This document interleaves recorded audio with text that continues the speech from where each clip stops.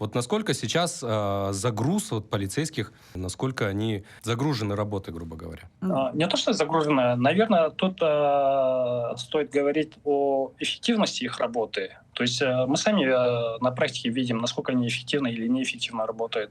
То есть эта проблема носит системный характер.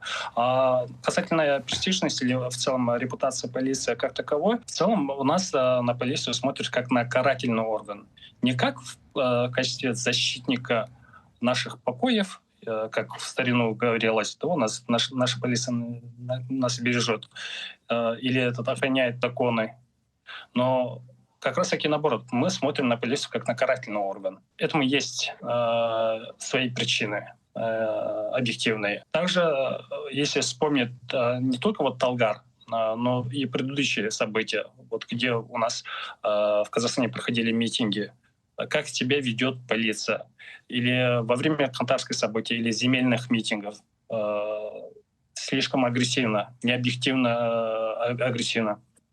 Все это сказывается на репутации полиции. Также к этому я бы отнес работу прокуратуры и судебной системы, которая в купе негативно влияет на работу полиции.